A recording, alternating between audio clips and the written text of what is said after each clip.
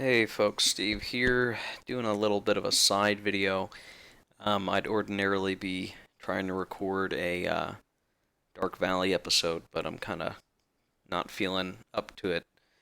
A little under the, I don't know if I'd say under the weather, but I'd rather just be sitting uh, in a chair right now than walking around. My stomach feels kind of funny, so I'm just kicking back, relaxing, and messing about with the Vassal module for Cataclysm. So this is like, you know, low key messing around. If you're interested in the video, you can watch it. Um, if this is not what you're interested in, no hard feelings. I'm probably not even going to post this video to the Board Game Geek page for Cataclysm.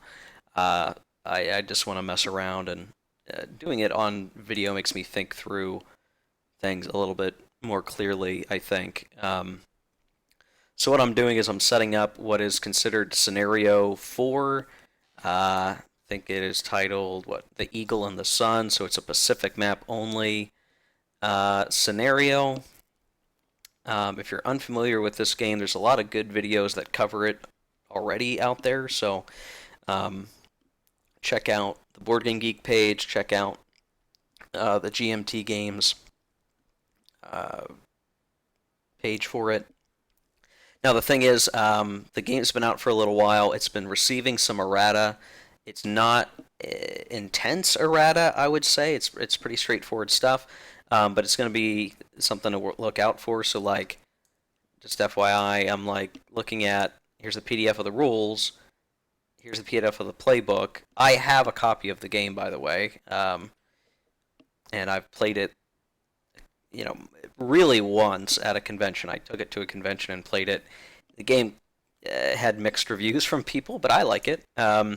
It's got this post-publication support Google Doc where all the errata is contained, and then there is an ongoing thread in Board Game Geek where some of the more, I guess, vocal players of the game, the Sharks, are discussing uh, the uh, the gameplay and the balance, and that they're putting some potential rules changes into play. And I think for this video, I'm going to play with these changes and just at a high level. If you're not familiar with the game, it doesn't really matter because all of this is new to you anyway. If you're familiar with the game, it mostly flattens out the power collapse and surrender process so that it's not like so janky where a power just disintegrates maybe due to a bad die roll. It's now a little flattened out, so a little more stable. It makes maybe a little more sense that way.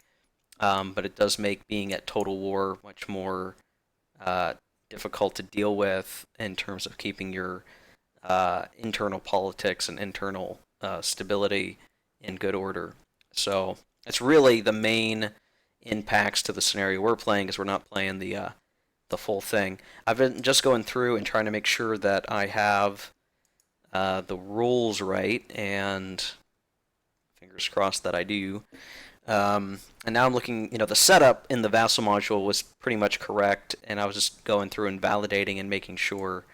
Um, and yeah, I think it's all good. So uh, I don't think I'm going to do a whole intro to the game itself. The way it is basically going to work is each turn there's some administrative stuff at the beginning. Some factions get flags, which are these. Seems self-explanatory, right? The flags are used to do political actions. We'll also do production, which will take two forms, either as building units or building offensives is what they are, and they're basically what allow you to do the big attacks and combats and whatnot in the game. So you want to be building a lot of offensives when you're actually at war. This game features a lot of pre-war stuff, but this scenario is set up to basically be the start of the Pacific War for the Allies, with Japan already conquering much of, or a decent bit of China, and then eventually declaring war on the Western Allies and the U.S., but they haven't done that at the beginning of the scenario.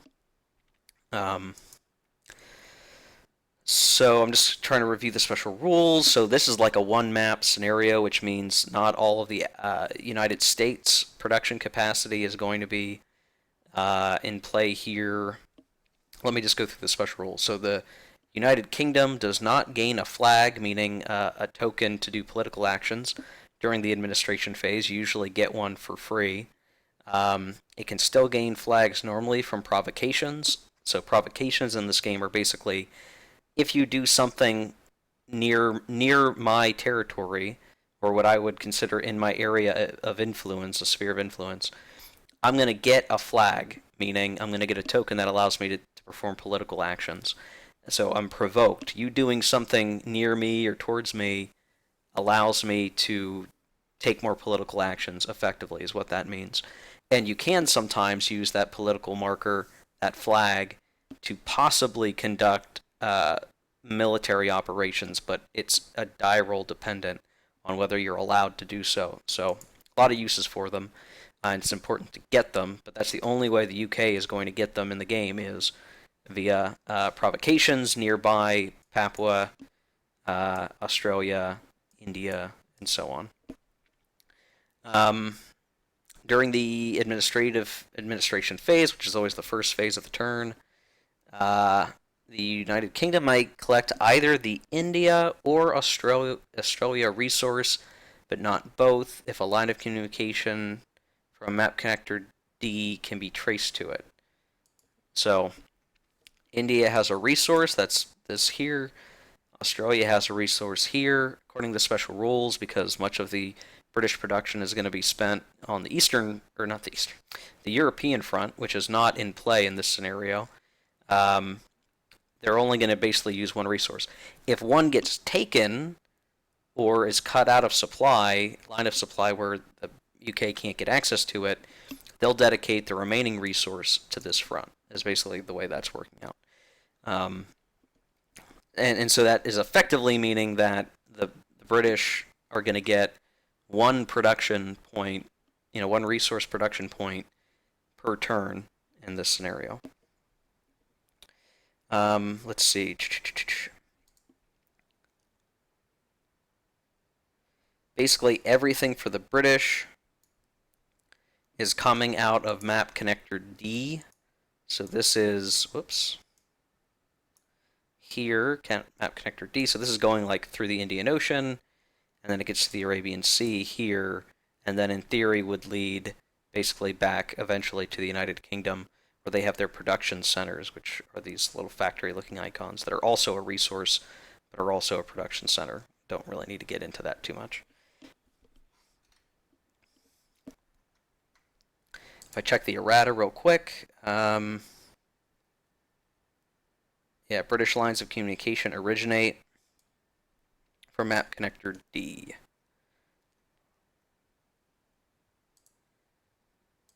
Yeah, so basically everything for the UK is predicated on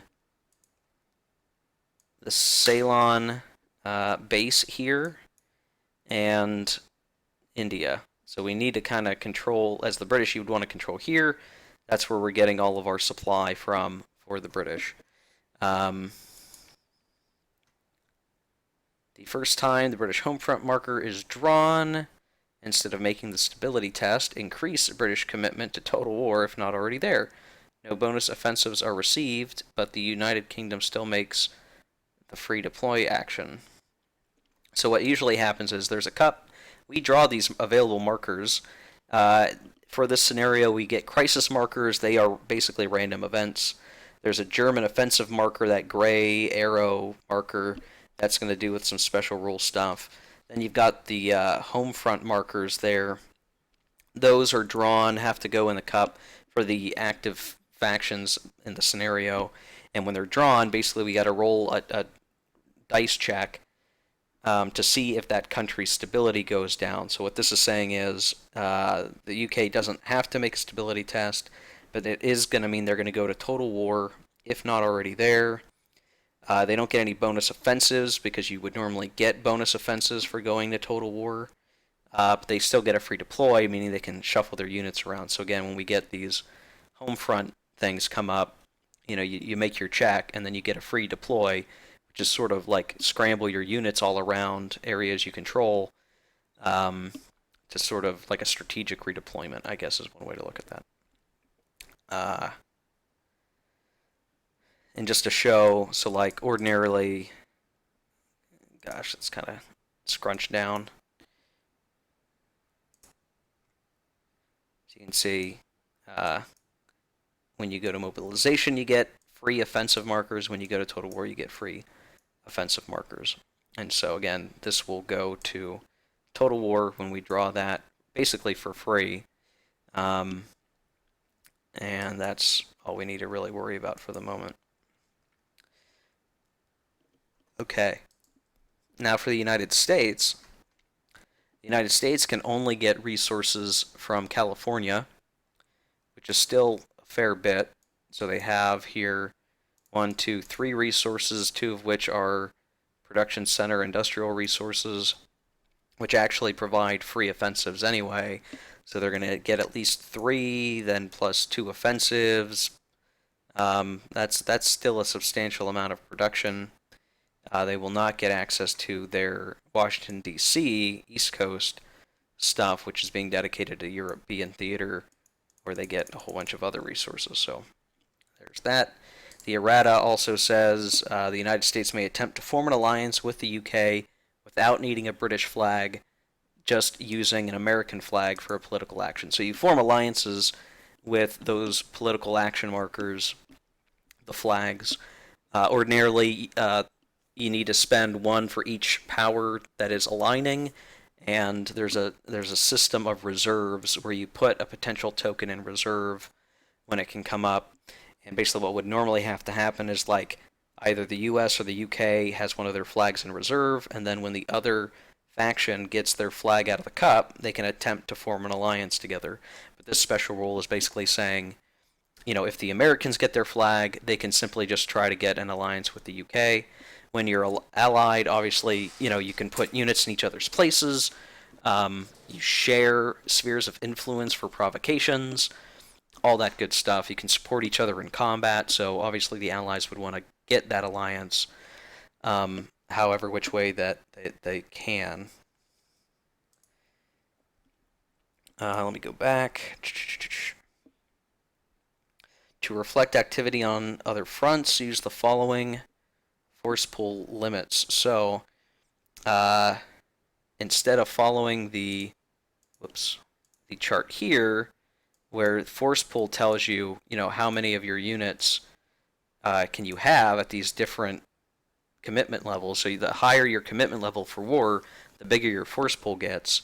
The United Kingdom is 3 at mobilization and exhaustion, down from 14, and 5 at total war. So this is saying like these are all the units that are being dedicated to the Pacific Theater for the UK. It's maximum of 3 at mobilization, maximum of 5 at total war, instead of these big numbers because there's so many other units operating in Europe and Africa and so on. For the US, that number, I gotta make this bigger here so you can read it. So they have like normally a huge amount, 24 or 30. Well, sort of like dividing it in half for the Pacific Theater, it's 12 for mobilization and 15 for total war. And this matters because when you move to total war for mobilization, you see the difference 24 to 30. That means the U.S. will get to add normally 6 units to their force pool to build and use, but now it's going to be 3. So basically, when either of the allies increases their commitment, the UK is going to get 2 more units added, the US is going to get 3, and when you end up at exhaustion, which is bad, it's like a regression, you have to remove units from your force pool to meet your new maximum, so something to watch out for. The Japanese actually start at, I guess they start at mobilization as well. For some reason I thought they started at total war, but nope. They're this, and their total force pool is not going to change here. So you can see like 14 and 17 versus, the allies altogether would be 15 or 18, so it's relatively close. together. Um,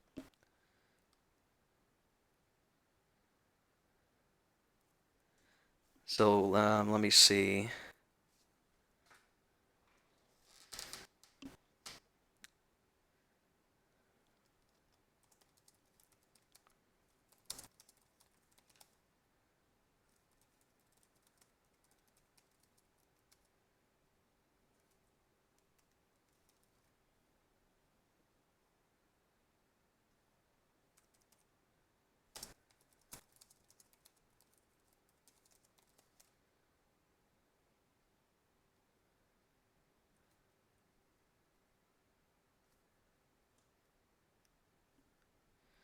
Um,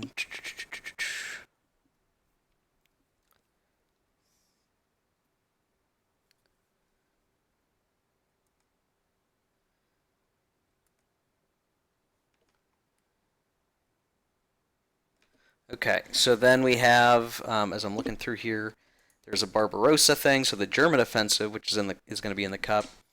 Uh, when drawn, Germany invades the Soviet Union. Remove the German offensive marker from the game, then flip the war status to display its global war side.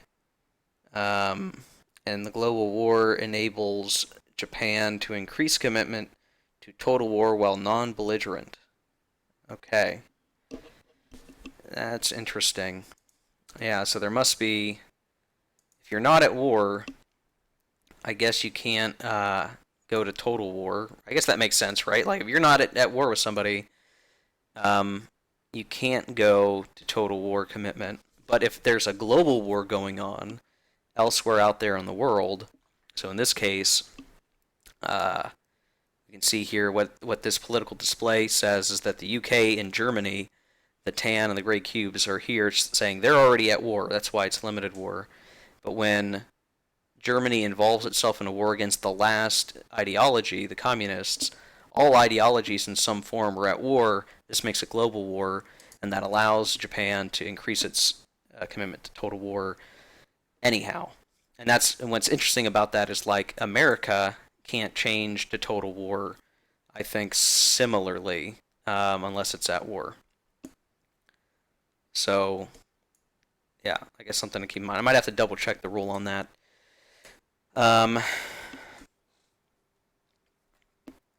And then finally, German surrender. So if I look, there are 4 Soviet markers here on the turn track for the 1945-46 turn, if we make it that far. Remove the German offensive from the, I'm reading the wrong section again. They get added into the cup on that turn when the first offensive marker is drawn. The Soviets have conquered Berlin, and the United States and United Kingdom each gain a flag. When the second Soviet offensive marker is drawn, the Soviets have declared war on Japan, and the game immediately ends. So if there's 4 and we only need to draw 2, it's basically just increasing the odds that we draw one of these. When we get to the last turn, the pressure will be on. And then finally, the Lend-Lease marker, which is in our stack to go in the cup, right there. When drawn, it enters play automatically. Once in play, the United States is no longer prohibited from joining an alliance. However, the United States may not transfer resources to the UK. They are assumed to be doing so in Europe. Okay. So, the UK and the US want to probably form an alliance. They can't even try until the Lend-Lease marker is drawn. Once that's drawn, they can, and it will only require an American flag at that point. So it's like it's a little bit harder, or there's a timer on it, but then it's also easier than the normal game to do it. So that's cool. Let me make sure I'm not missing anything else. No, I think that's it. Okay. So what do we do now? Well, all of these guys are going to go into the cup no matter what. So again, the crisis markers, those are events. German marker we know about. Home front markers we understand. The Civil War resolution will come up when we deal with China, basically, is how that will matter. Um, and then we covered Lend Lease, so I will put these guys back in the cup.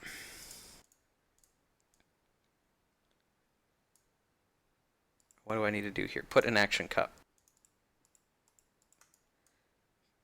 Put in action cup.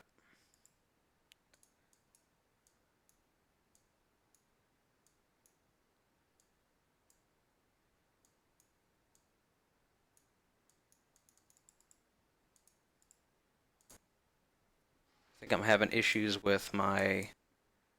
Okay. Alright. I gotta restart my Vassal module because I think I just goofed up my thing by a lot somehow.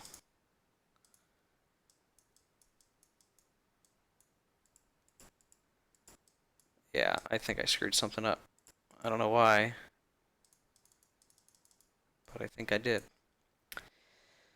Okay, hold on. I'm gonna have to restart this, but then we'll be able to get playing. So I'll be right back, I guess. Okay, so I had to restart my Vassal session for some reason, but I think it should be working okay now. Okay, so we would start the we'd actually start the game, I guess, here. And we start in the administration phase of the turn. So the administration phase is pretty straightforward. We distribute the turn track counters and put them in the cup. That's already done for us here in the Vassal module. We're going to gain flags. So each power gains one flag. And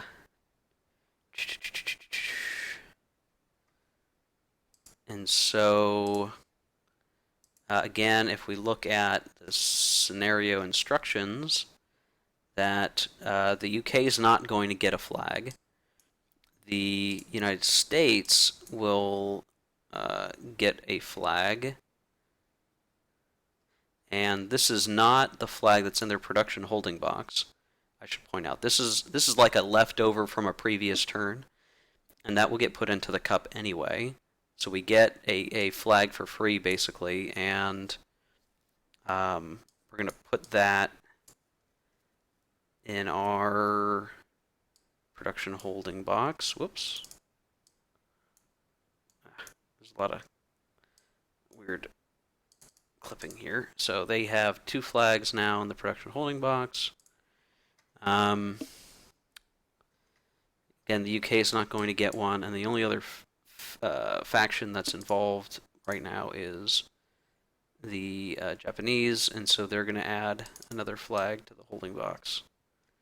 I'm reasonably confident. Yeah. Okay, so that was the gaining flags. And now we do production. So with production, we collect resources, we convert resources, we construct units, we gain war offensives, and we repair damaged resources. And then finally, we put all the production counters into the cup at that point. So already, again, just looking at like what's out here, there's already stuff in some folks' production holding boxes. So, we'll start with all of this stuff, but we're going to build on top of it. Now, just for the sake of it, we'll do it in increasing effectiveness order. What do the Japanese want to build? Well, or how do we want to do their production? So when we get to that section of the rules, so what resources does the Japanese have? First of all, we need to make sure we have a line of communication to the area containing the resource. And we need to trace it back to a production center, which for the Japanese would be Tokyo. We also have access to limited resources. So in Guangdong and Jiangsu, there's a little resource marker here underneath our power cube. that is a one use, one and done resource. And so if we use them, that's they're used up basically. So we may want to be careful about how we get them. So if we look, like, we have Tokyo, so that's one. We have Manchuria, which is a stable renewable resource, so that's two. And then if we wanted to, we could then have four by using these guys up. Now, then it's a question of, well, what do you do with those? And just, I should probably, as a sanity check, double check. So Jiangsu is a regular resource. Guangdong is, oh, interesting. So Guangdong is a production resource, an industrial resource is what they should be called.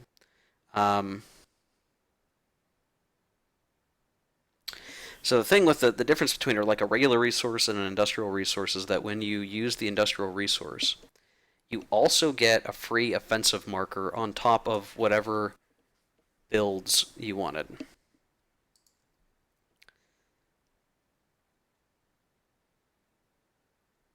So I need to, I guess I need to think through how I want to do that.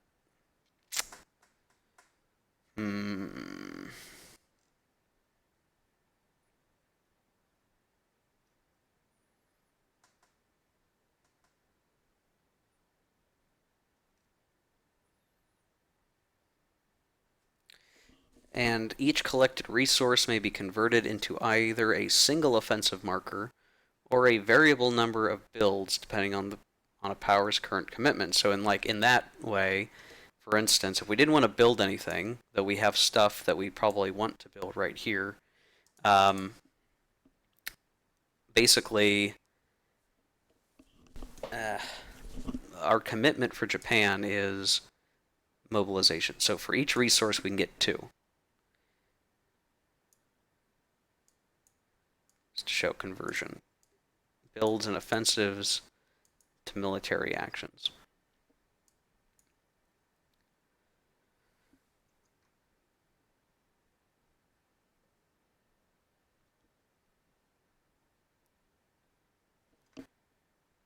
So we could just get basically, 4 builds worth of stuff plus 1 free offensive marker.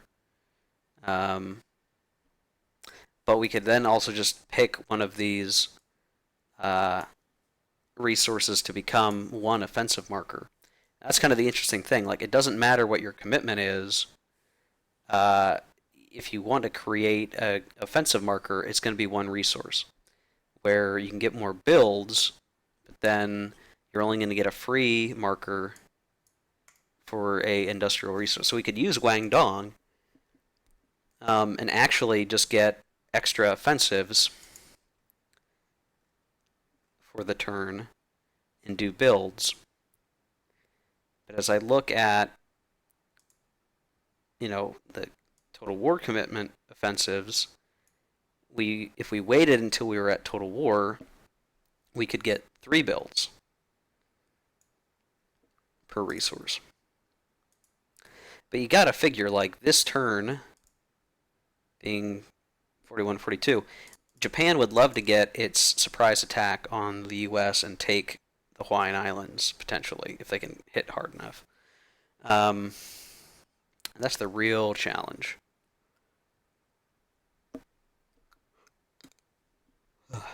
So, I need to think about this. Because what we want to do, we want to have a lot of offensives at the start and grab a bunch of stuff. We need to have, to win, by the way, in this scenario, the Japanese need 10 victory points. Right now, they have 7.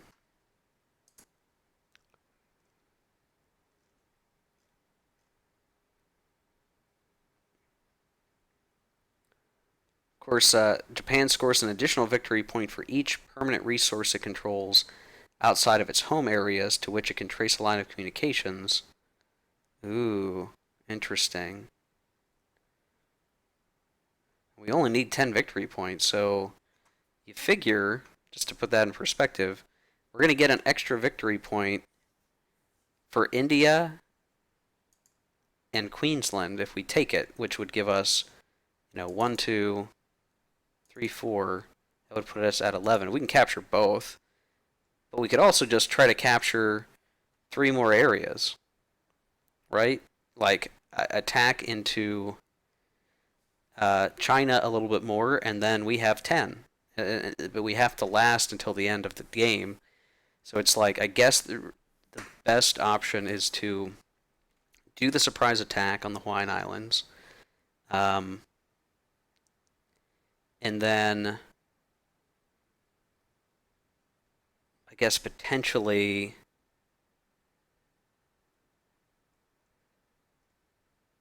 that way we disrupt the Americans, and then that gives us more free reign out here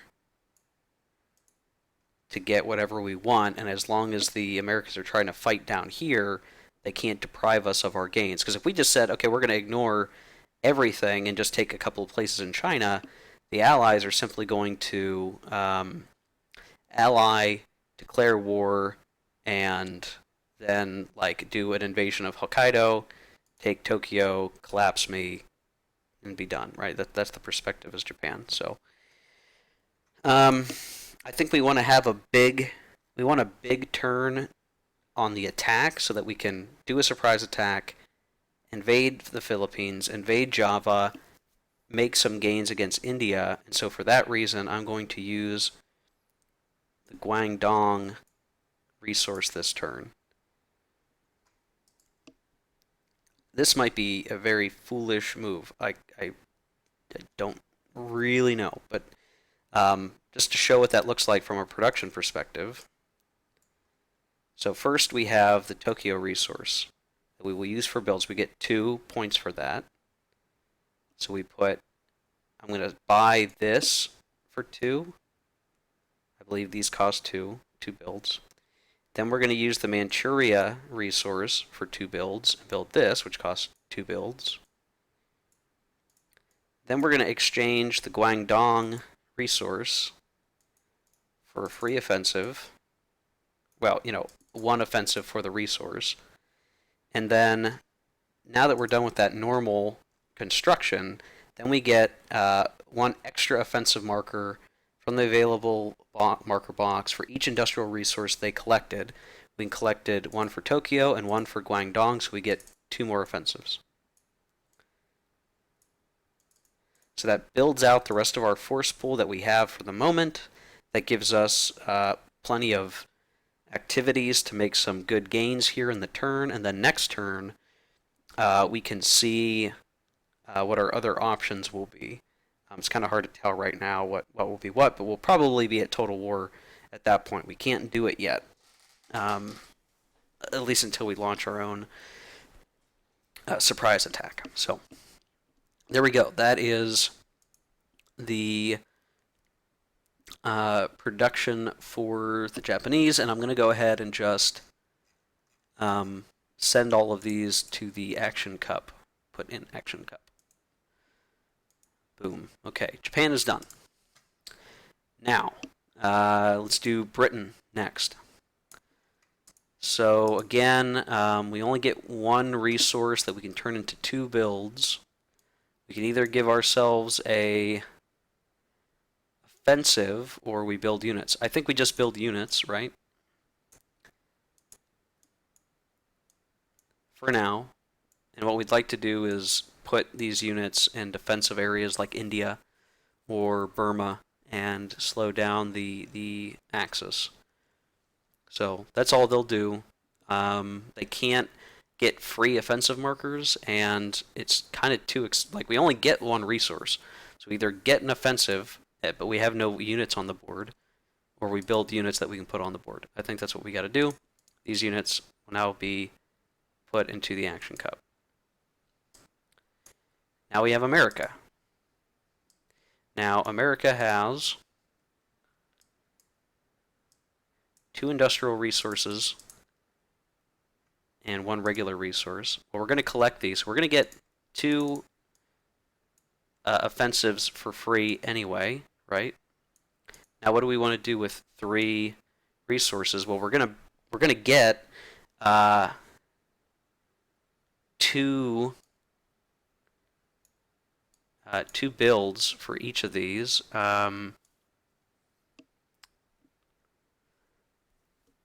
We build a fleet. It's going to have to go on the turn marker. We can upgrade a fleet.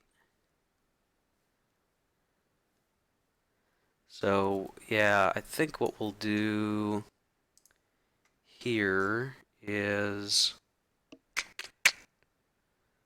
yeah,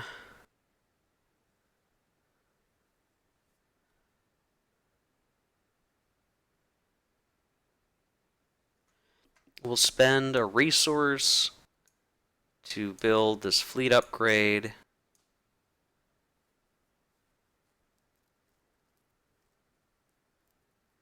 We'll spend a resource to build a infantry unit and logistics.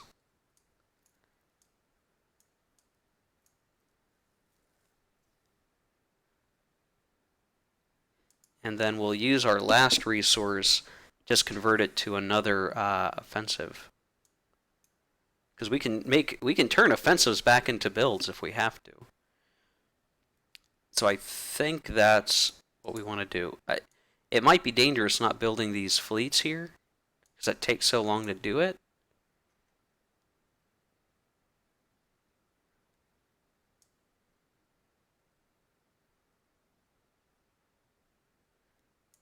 Yeah.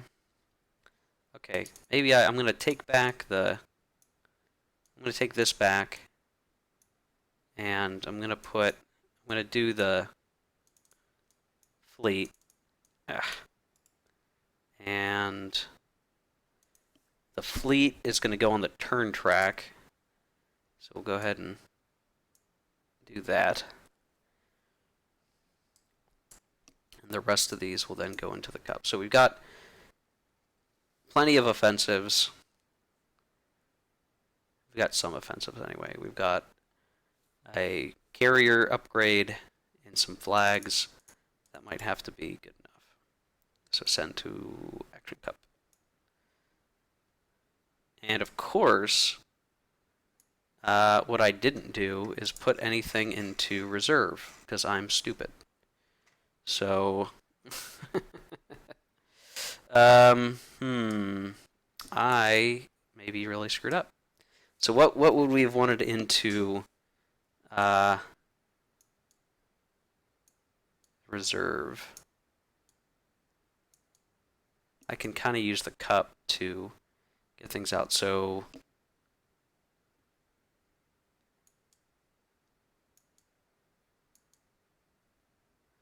I think maybe we want the flag for the US.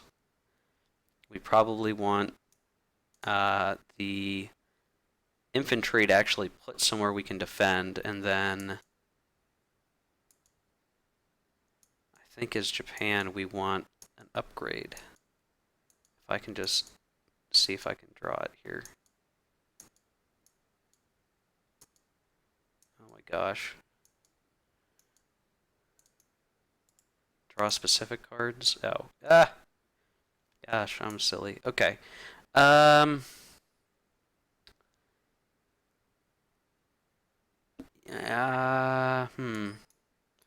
Actually, come to think of it, let me double check. Yeah, I think we want the Air Force.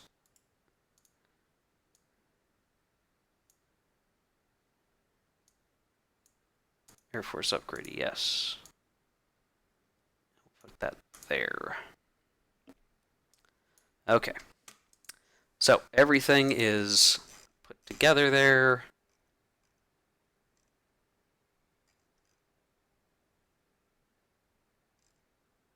Just double checking.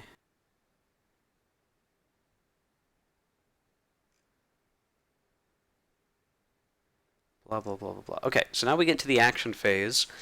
And this is where we would draw from the cup, but we do have the option of basically going to the reserves and putting those into play. So like America could say, and we put the flag in the cup because as soon as the Lend-Lease marker gets pulled, we want that to occur. I don't think I could put that into reserve. That's my reading of the rules. So we put the flag there so that as soon as the Lend-Lease marker comes up, we can immediately try to form an alliance.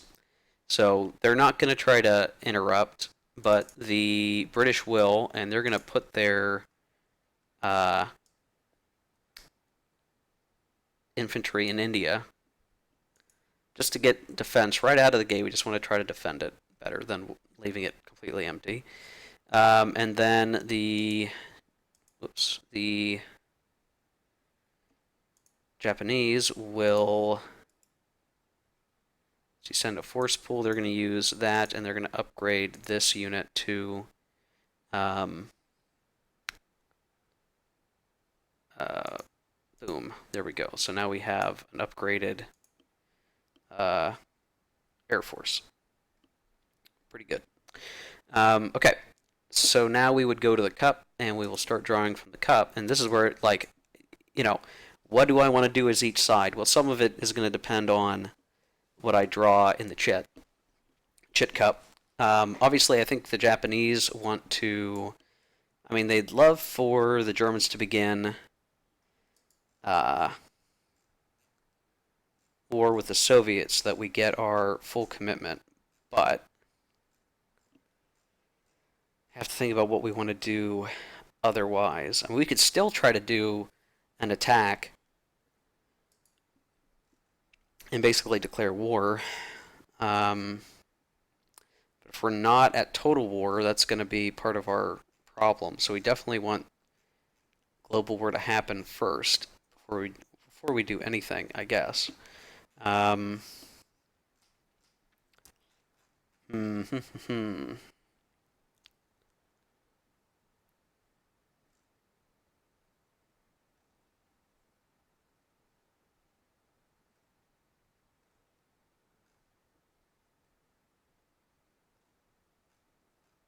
Just looking through my options here, thinking about where we would want to go. We definitely are going to try something like a Pearl Harbor, right? I mean, I feel like that's kind of a you gotta do it, right? You can't not do it.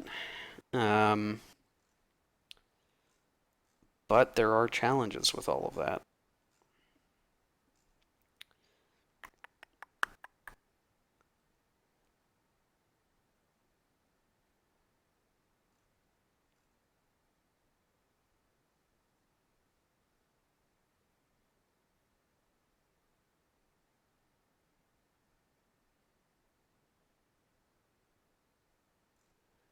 Mm.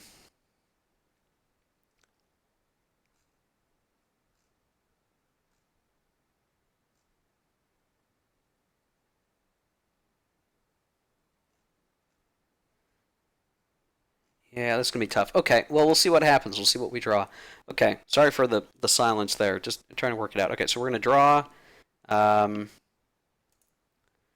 get zoomed up here. Drawn chit holding box. Okay, so we're gonna. It's showing this marker. That's not gonna be the next chit. It's just showing there's stuff in the chit. So we will pull. What do we get? Okay, hey, look at that. It's the German. It is the German marker. Okay, interesting. Interesting. This also means that America could escalate to total war if it wanted to, I think. All right, interesting. Okay. Okay, let me double check the rule here. Blah, blah, blah. Remove the German offensive from the game. So, whoops. What did I do with it?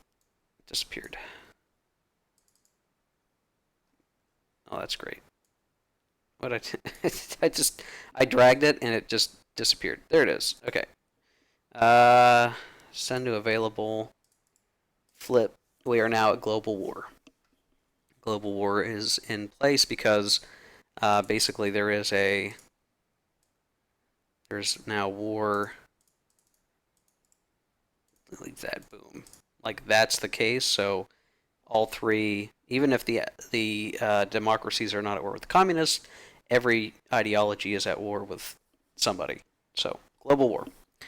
Now what would be really nice is, yeah, boy, wouldn't it be nice if we could draw a Japanese flag so that we could increase commitment. That would actually be super valuable. But I think, so the Americans could interrupt here. If I look at, they'd get one more flag, and that one more flag could be used to form an alliance if we try to raise our commitment. But maybe we just wait and see what happens. Okay, I'm just going to draw from the cup. Okay, we got our carrier upgrade, so we're going to send that to our force pool, and we're going to flip that so the U.S. has its upgraded fleet in Hawaii. That's going to make attacking Hawaii much more difficult, so that hurts our plan as Japan. We're going to draw crisis marker, so we're going to roll 2d6. 6, 5, because you take the highest. We are at war. So let me look at that. 6-5 partisans. The Soviet Union chooses an area without independent land units. Blah blah blah blah. Controlling power performs an effectiveness check. If it fails, remove all the cues. Da da da. Well, the Soviet Union's not in play here, so I'm going to treat this as a non-event. And basically, what we're going to do is we're going to put this on the turn track. Okay, next chit. Japanese fleet. I think what we want to do is deploy this to the Caroline Islands.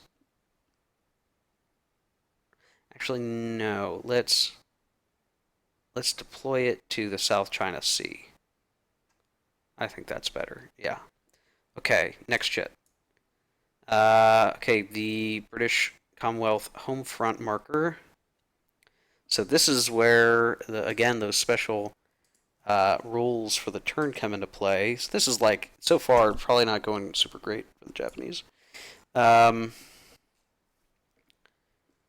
what was it? Let's see. When it comes up, instead of a stability test, increase the British commitment to total war, if not already there. So we get to increase them to total war. All right. So this is just generally better for them. No bonus offenses are received, but the United Kingdom still makes the free deploy action.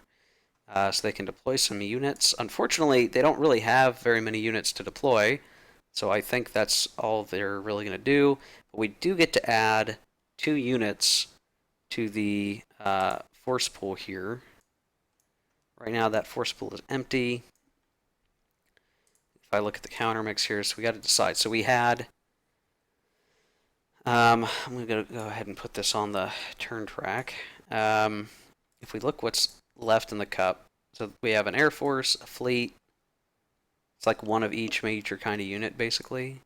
So what would we want to add?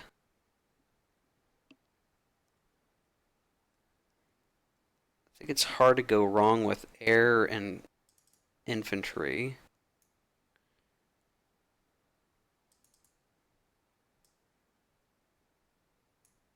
And I don't think it's worthwhile doing any upgrades because we'll let the Americans do that. So that's what we'll add. Boom, done and done. Next chit. Civil War resolution. Okay. So this is the one where it's like a little more complicated because the errata has changed some of this stuff.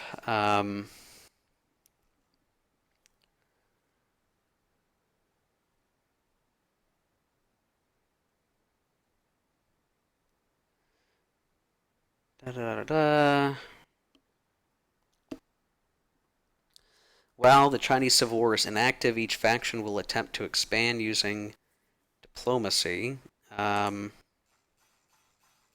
It is inactive because there are enemies in China.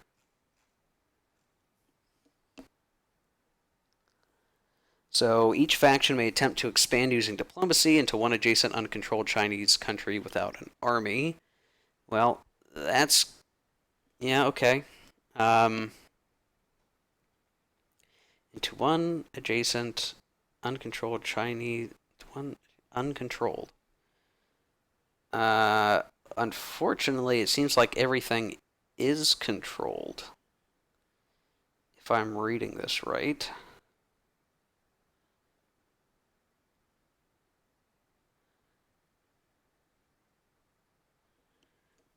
Uncontrolled.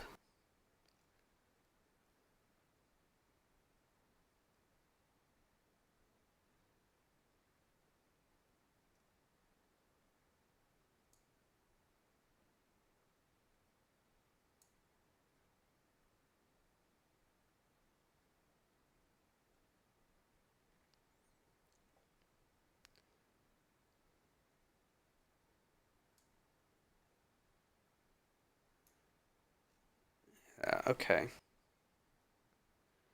Okay, first we determine status. Yeah, it's inactive. Then determine the current patron for each faction. So it's going to be Soviet Union for the Chi-Coms, United States for the GMD. The Soviets aren't actually in the game, so I'm not sure how much of a difference that makes. Um,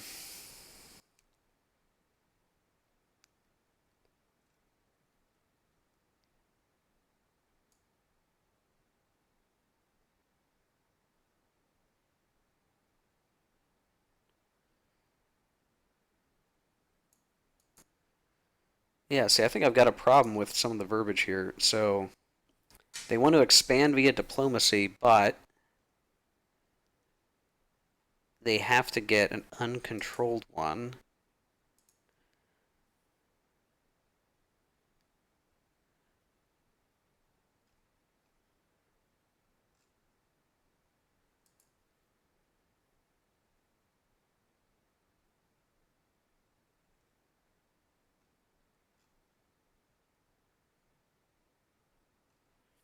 Yeah, I'm kind of confused as to uh, what they can do here, because it makes it seem like right now they can't do anything.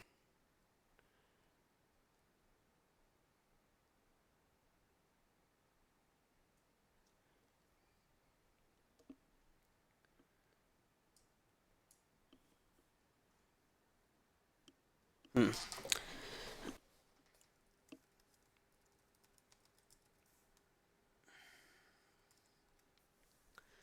Can go into uncontrolled countries. Well, what does uncontrolled actually mean? Trying to search the PDF here. Uncontrolled.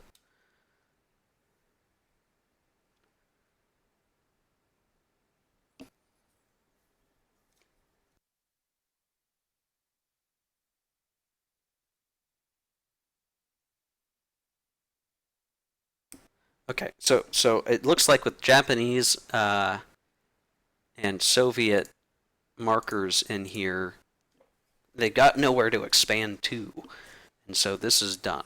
Civil War resolution is done. British get a fleet. I think they'll put this in India because we may need to fight off the. I want to make sure I protect India. That's going to be really important. I think the Americans could potentially protect Queensland for the UK, at least until the UK gets units down there. So I think that's okay for the moment. Um, Now we have, okay, at last we have the uh, Japanese flag. I think what we want to do now is try to raise our commitment level.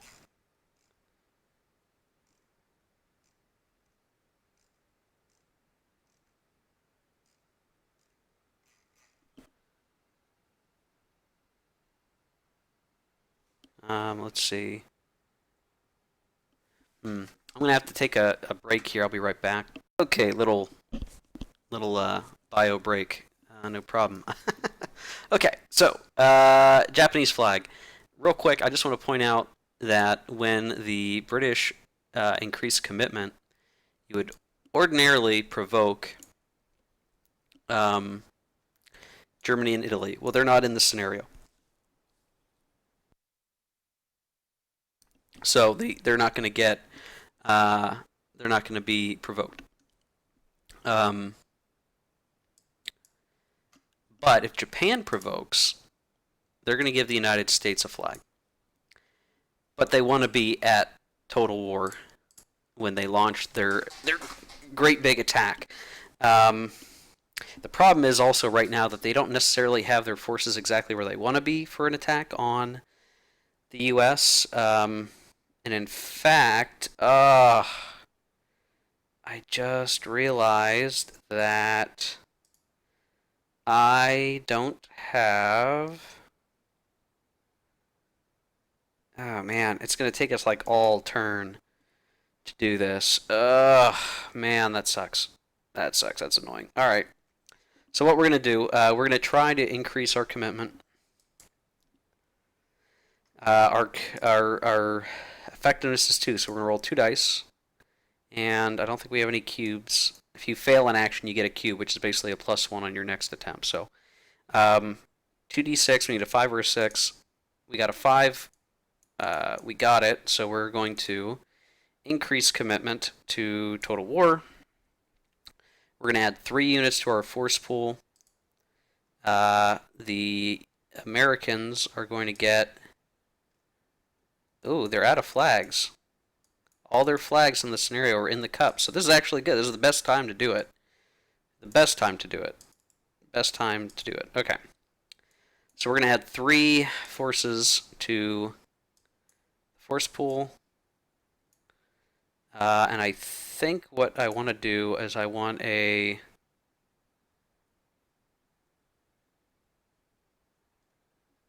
Oh, okay. So that's a problem. I was going to build another logistics unit. Hmm.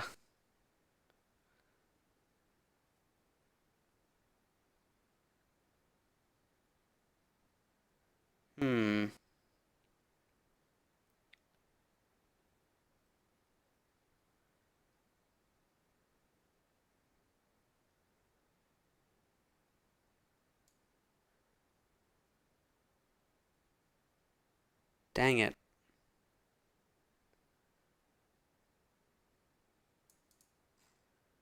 Dang it, dang it, dang it.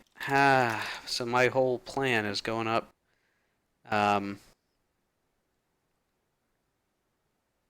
So we need a... that's annoying. Okay. So we can't build a new logistics unit. Our only logistics unit is sitting in the Caroline Islands. We need to move it to Hokkaido, but we need a deployment, and we don't have that at the moment. So what do we just want to add? We're going to get 3 more units. Let's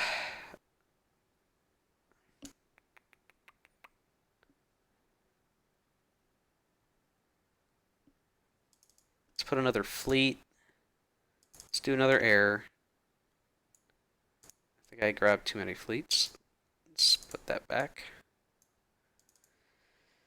Fleet, an air, and then...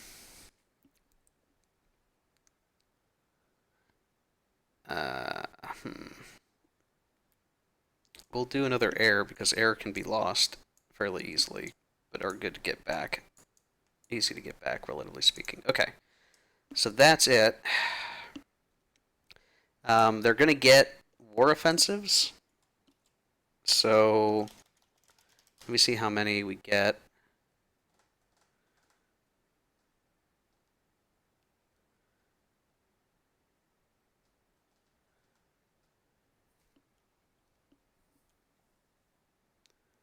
I gotta find where in the rules that is.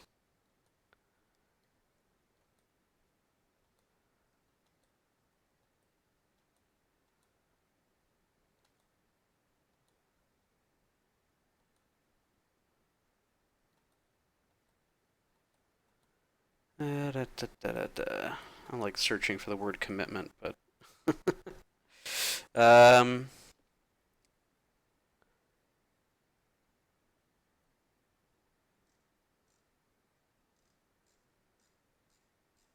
gosh, finding it's a real pain in the butt.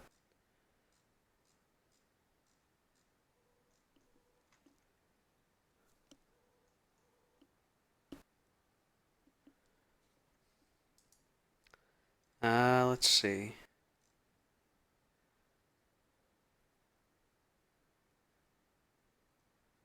Here we go.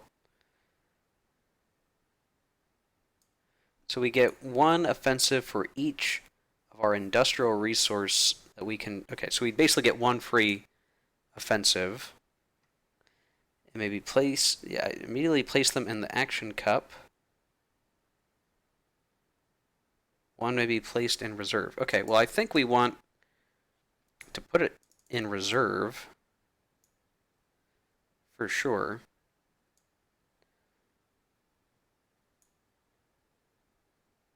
Yeah, okay. So we did that, and now we're at total war. Easy peasy, right? Easy peasy. Okay, next chit out of the cup is one of our offensive markers. Okay, so this is what we would like to be able to do. First, I want to do a redeployment. So I'm going to take our logistics and we're going to send it to the action cup. I'm going to put, that's going to be one of our military actions. Otherwise, I'm going to do builds. And we get 3 military. So we used one of them to redeploy. We can spend one or more military actions to generate an equal number of builds.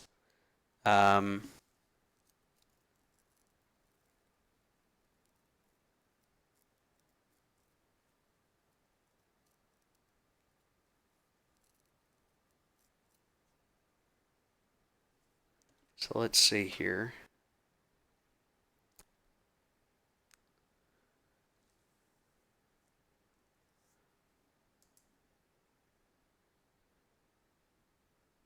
So we could just do 2 builds.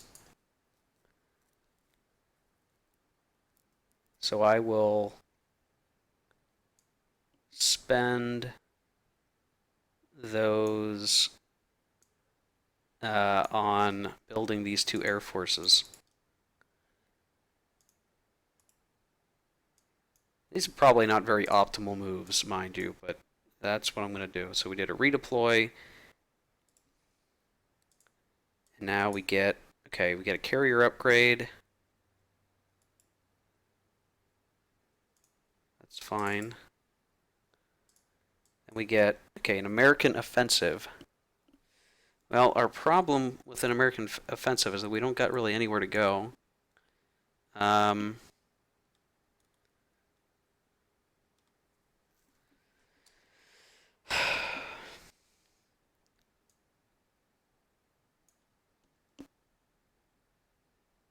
Where do we go? We can't go to. We can't change our commitment. We can't form an alliance. We could do builds, and we can do basically 2 builds. So, let's do a carrier upgrade with our build, I guess. I mean, I don't know what else there is really to do. I mean, I guess we could intervene in the Chinese Civil War, but I don't see that as valuable at the moment. So we'll do a carrier upgrade. Whoops.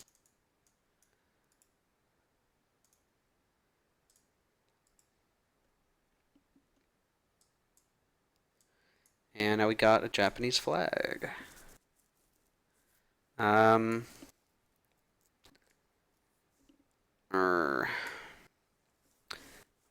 What on earth is there to do? Well, we could always try to do like diplomacy, and we could do diplomacy against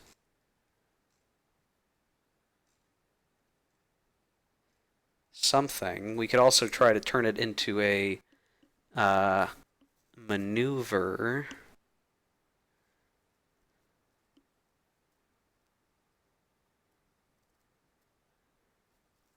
And I think, yeah, we could do that. Let's try to do a maneuver. So we'll do a check, 2d6. We failed. Okay, that's fine. We tried. American offensive. Hmm.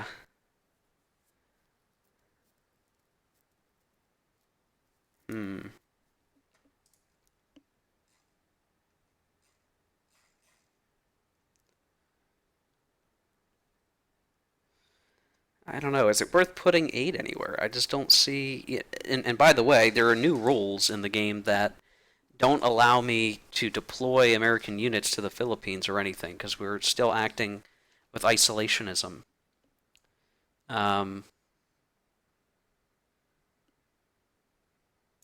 which is part of our problem, I guess.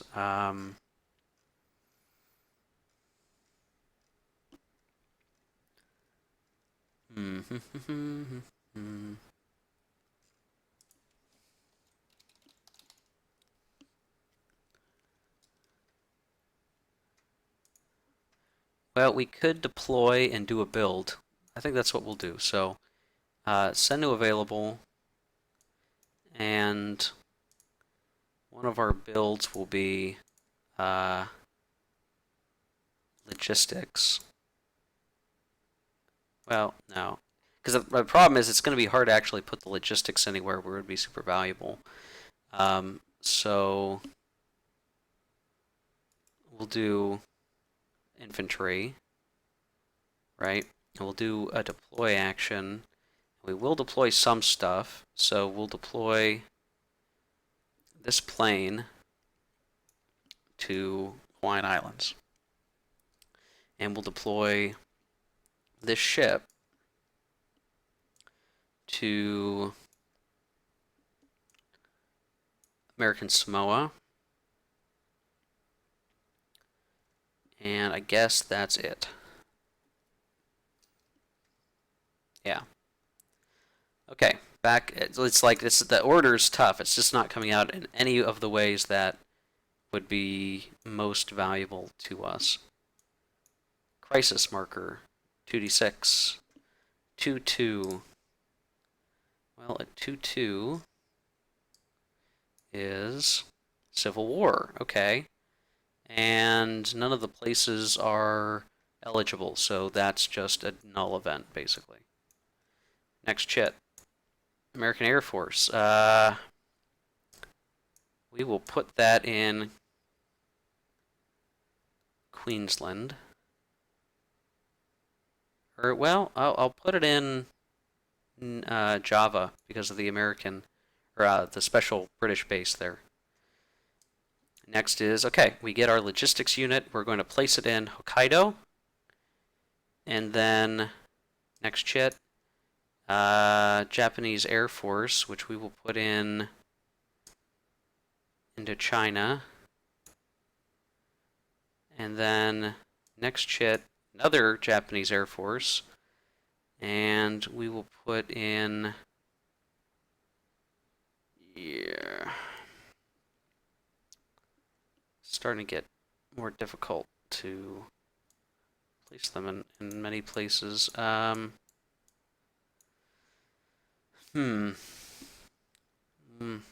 throw it in Manchuria for now. What we really need now is a chit that's not theirs so that they can interrupt now that we've got our logistics unit out. Lend-Lease. Okay, Lend-Lease is done. And I can't seem to... Okay, I'll just throw it... Yeah, that's fine. Lend-Lease is out. Now the Japanese will interrupt, and they're going to do a redeploy.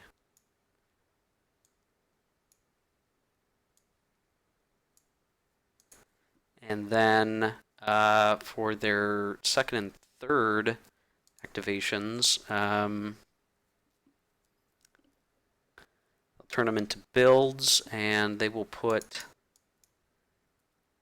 a fleet on the turn track.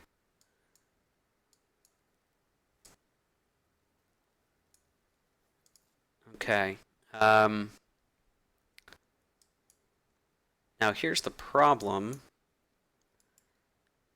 I sure hope I still have... Okay, we still have offensive, so we're fine. Okay, 2 available. Now the Americans will interrupt, and they will attempt to form an alliance, and so they will roll 3 dice. They succeeded, and so now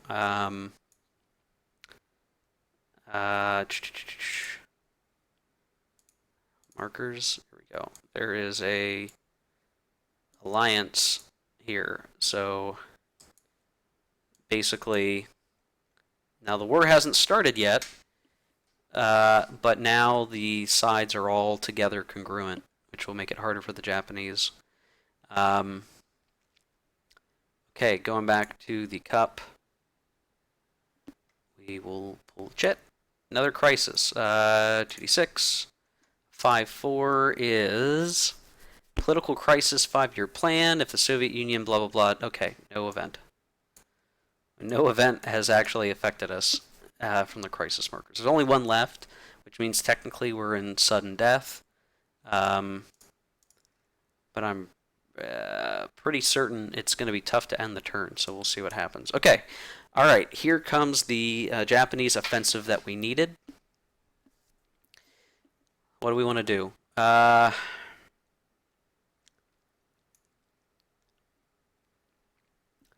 Do we go for Pearl Harbor or what? That's the tough thing.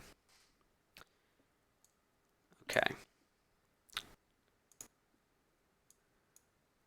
Well, yeah, we're gonna do it, right? We're gonna do it.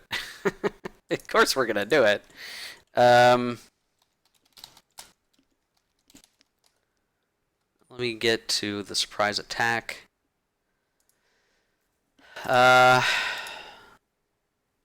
gonna do a base capture.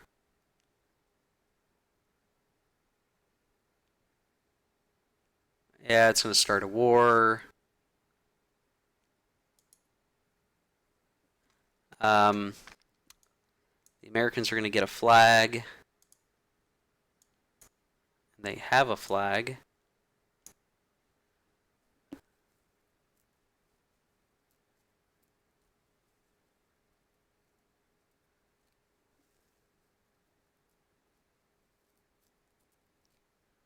And then I have to see about declaration of war for flags anyway, because this is like... This is still...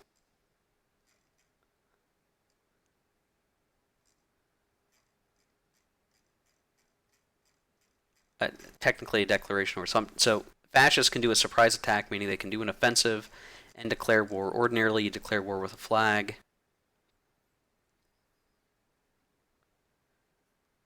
Well, yeah, so they're good. They can stay in the alliance and have the war. Now the Americans would get another flag, but they're out of flags, and the British will get a flag. So they get their 1 little flag here. Okay, so now let's take care of the actual operation. So it's a surprise attack, which I believe is going to put a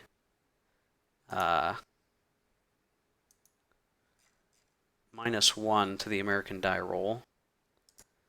We're going to do this as a augment combat for the Japanese, and it's going to be an extended range operation. So, whoops, don't do that. Okay, so to explain what I did, I had logistics in the Caroline Islands. I needed it in Hokkaido. It's the only logistics unit we have. Having it here means that instead of having 1 of each unit, which is what the R represents, and R is restricted terrain, meaning less stacking, you can only have 1 of each unit. Logistics means you can have basically 2 of each unit for what it's worth here for naval and air. Normal range is 2 sea zones, but you can send them out to a 3rd sea zone at extended range, but you get a -1 to the combat. And so basically in effect, what is happening here is we are going to have a net +1 for the Japanese, and we're going to have a net -1 for the Americans. So there you go. We're going to do air combat first. Each side's going to roll 2 dice. We're going to get a +2 for the augmentation. Alright, so 2 dice +2 versus 2 dice -1. So we got a 6 for the Japanese and a 5 for the Americans.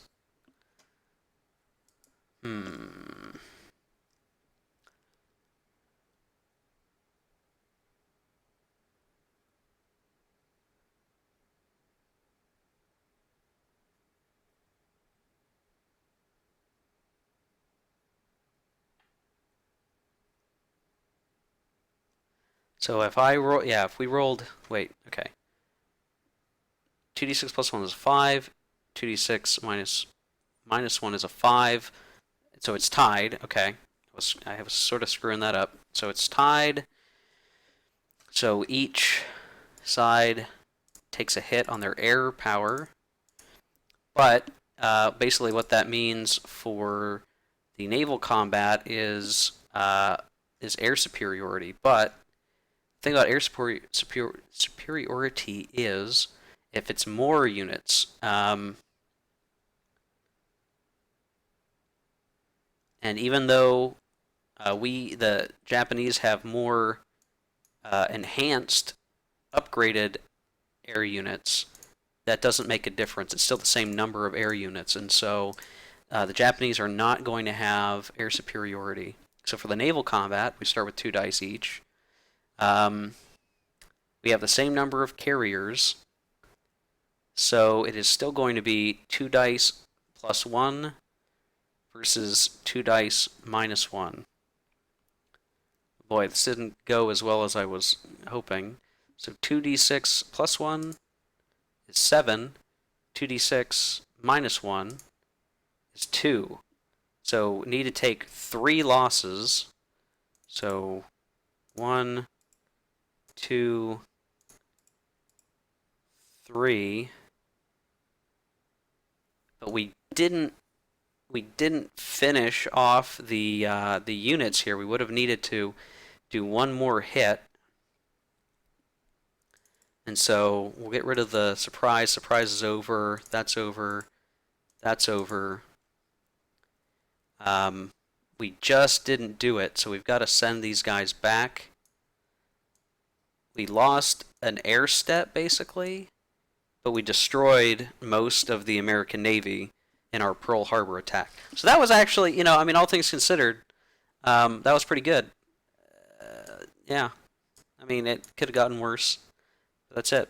Okay, do we have any other Japanese offensives in here? We do.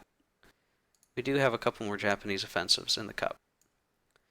So, what do we get? American flag. We already got an American flag. We're going to go ahead and send to available, and we're just going to increase our commitment. Now we get our A-bomb marker. I'm going to have to take a second to figure out how that works again. It's been a while. It's a real pain in the butt moving these counters around for some reason. So America decides to go to total war. We are going to add, according to the scenario changes here. Sorry, I got to scroll back in my PDF. We're going to add 3 units to the force pool. Oops.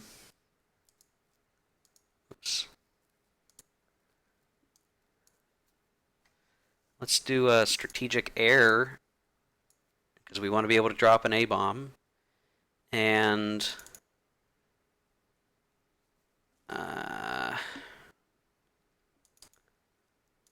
let's do a tank upgrade, and let's get another land unit.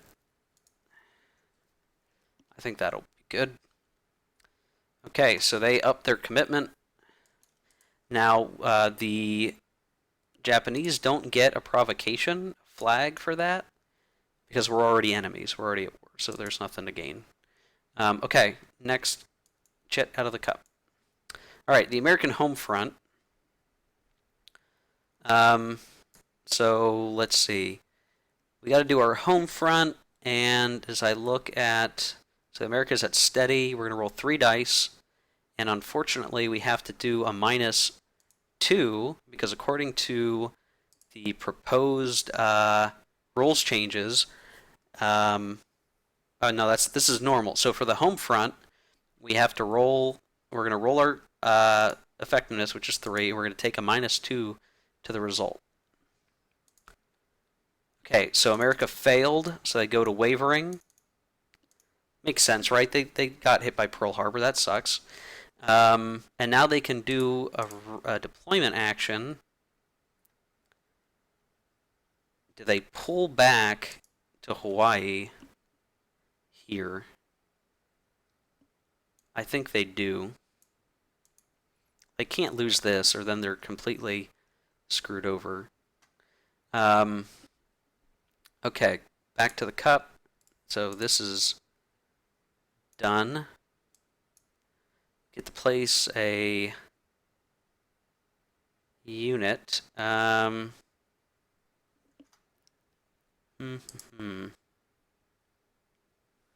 Well, amusingly enough, we can actually deploy this unit in the Philippines now. So now that we're belligerent and we still have line of supply through our allied bases, we can plop down an American army in the Philippines. And this has really screwed up the Japanese situation here. So, not good. Drawn from the cup again. We get an American offensive. Let's see, could they hit Hokkaido? They probably could. But not with this air, so they'd probably get chewed up.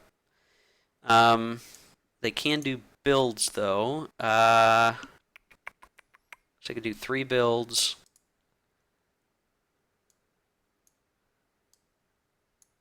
Yeah, I like that. And real quick, I'm gonna have to double check the atomic bomb.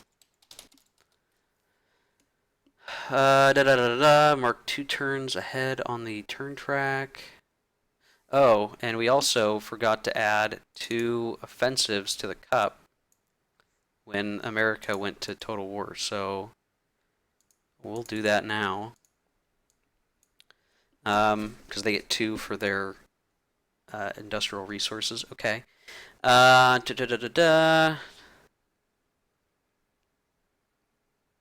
Oh, okay, so that atomic bomb is supposed to go 2 turns ahead. So 1, 2, okay. We won't see the A-bomb for a while.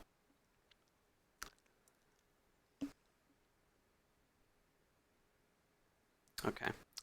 All right. So if we want to do 3 builds, let's do another infantry because we're gonna need infantry, and let's do the tank upgrade.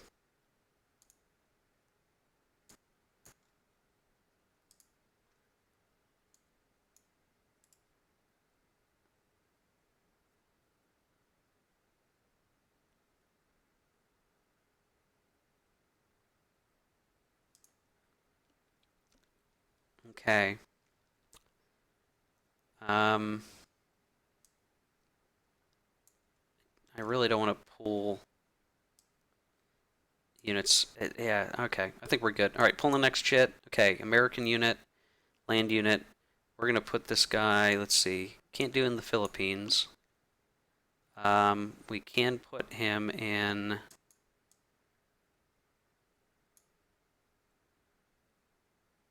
Papua New Guinea.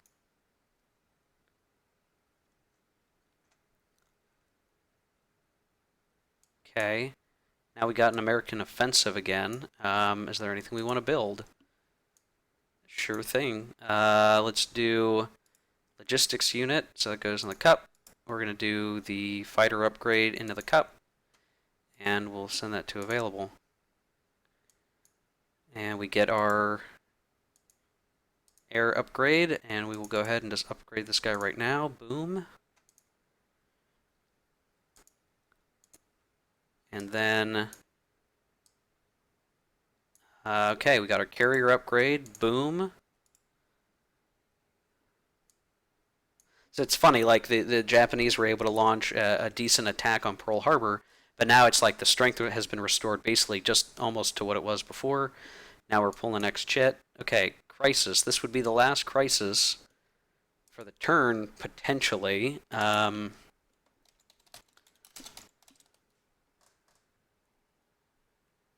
see if I can... Okay. If any power meets the criteria below, the action phase continues. Well, all of our factions, I'm pretty certain, are at Total War. Total War... Total War... Total War... Total War. So, does any faction in the cup have 4 or more counters? No. No, there is not. So that's the end of the turn. Alright, now what needs to happen is we're going to draw the home front and process it. So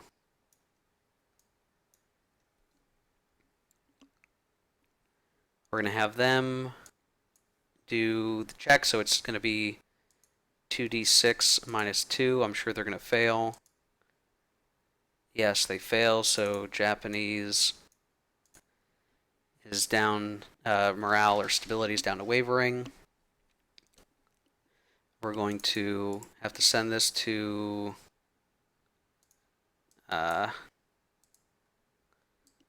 the production holding box. This is going to have to go in the American holding box. This is stuff that's going to be left over.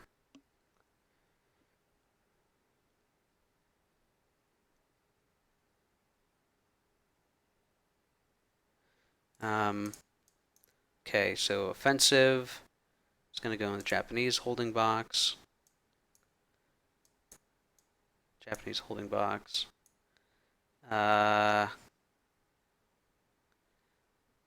American holding box. Upgrade. Offensive. And that's it in the cup. Okay. So we're just sort of cleaning things up for the end turn. Flip the commitment, blah, blah, blah, blah. Okay. Flip the turn from its, yeah, enter in advance. Okay. And that's a turn. So we flip this back, and then we're going to go to the 43, 44 turn.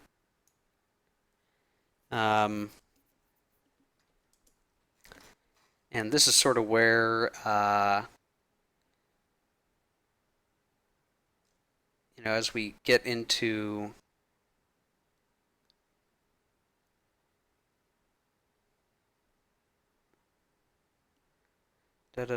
yeah, okay. So for the next turn, just to walk through it, right, we're gonna gotta fight with these windows. Okay. Turn marker is going to go to 43, 44. We're going to send the home front in the action cup, crisis in the action cup, home front in the action cup, crisis in the action cup. This fleet goes into the production holding box, which is just going to go right back in the cup, but it could be placed in reserve.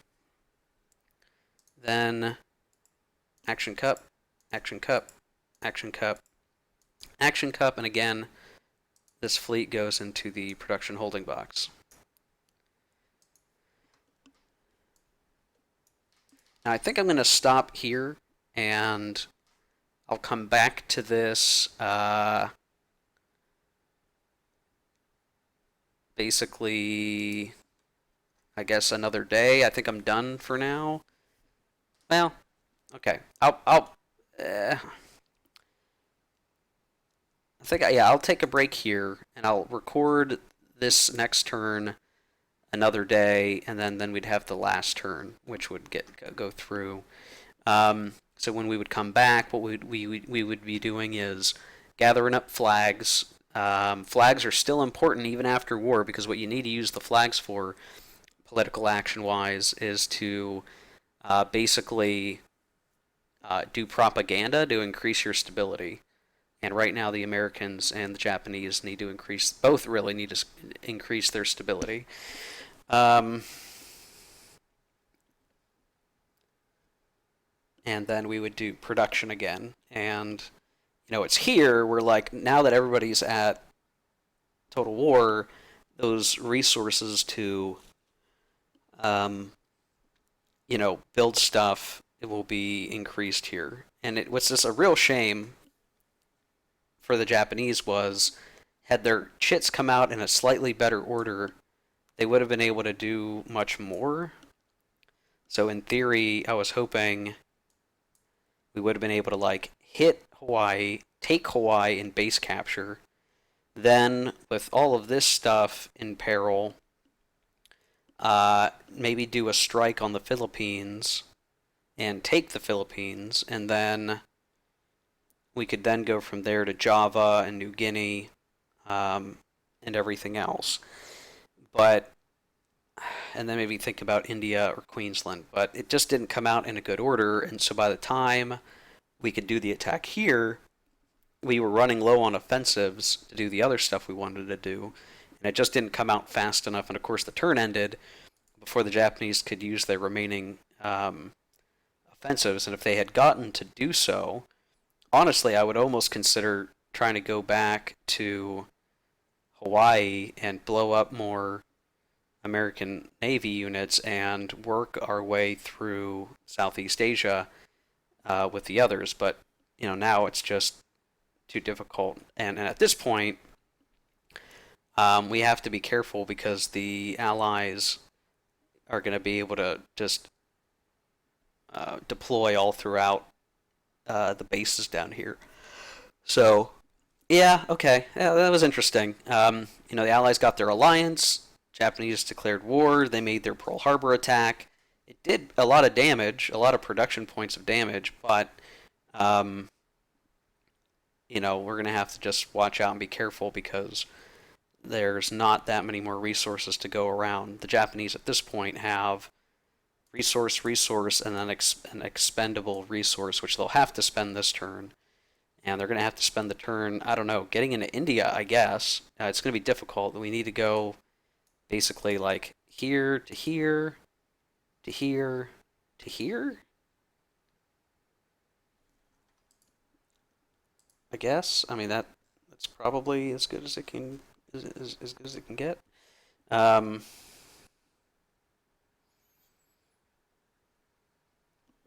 Yeah, so I think that's what the goal will be. I think the Japanese this next turn need to push for India.